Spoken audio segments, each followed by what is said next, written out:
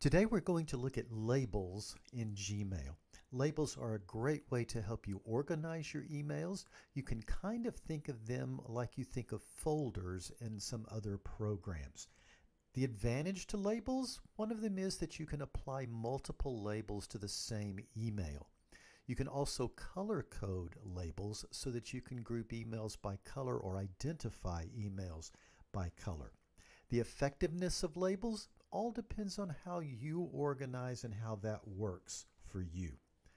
So we're looking at a Gmail account that has had very little done to it. It basically has 3 emails that it's received. We're going to look here at the left side of the screen, and we see a list of some labels. These are pretty obvious things. You're very used to an inbox or a sent items box. When I click on more, I'll get a list of additional labels, and there's some things there that should be fairly familiar. You'll see a spam label, you'll see a trash label, and again, a lot of people will call these folders. You'll also see an all mail label.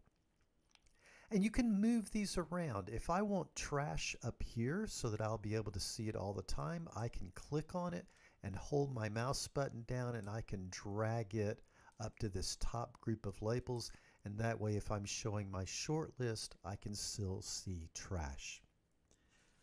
So we're going to start by adding a label. To add a label, you simply click on the plus sign here next to labels. It'll ask for a name for the label. We're going to call this one Parent Communication. I'm going to click on Create, and there's that label. I'm going to quickly create just a couple of other things. We're going to call one Principal Communication and Create, and we're going to call the third one Tech Communication and click Create.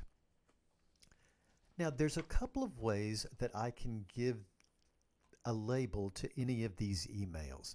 If I'm reading the email, I've got 2 buttons right here. One says Move To when I mouse over it, and one says Labels when I mouse over it. If I click on the Labels button, it'll give me a list of my labels, and I can click on one and add that. I'm going to click on Escape to get rid of that.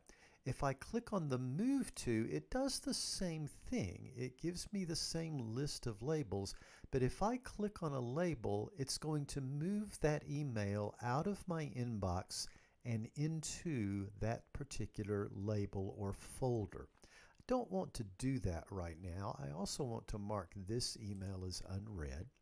So here's how I'm going to label these. I'm going to click and hold on Parent Communication, and I'm going to drag it over this email number 3. And it's going to add that label to the email. I'm going to do that with each of the others and each of the other labels here.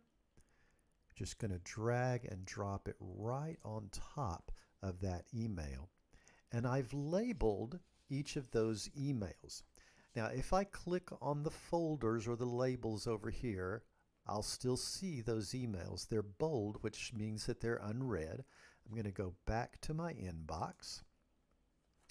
And I can do something else here with my labels. If I mouse over the label, I get a little 3-dot menu here. So I'm going to click on that.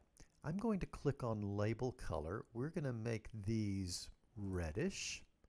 Notice how it changes to red up here. I'm going to go over the Principal Communication email. I'm going to set its label color as green. And then I'm going to go to the Tech Communication email, click on the 3 dots. I'm going to label its color as blue. And so now I've got my inbox color coded, and I can identify emails by color. Last thing I want to do is double label this first email. If I click on Tech Communication, hold the mouse down and drag it up here over that email, I now have 2 labels for that email, and since they're colored, I have 2 colors for that email. So if this works for my organizational method, I can go through and find any of my tech communication emails by looking for blue emails. My final piece of advice is that you not create too many labels. It can get a little bit overbearing, but if you categorize them carefully and with the color coding, it might be very helpful as you try to organize your email.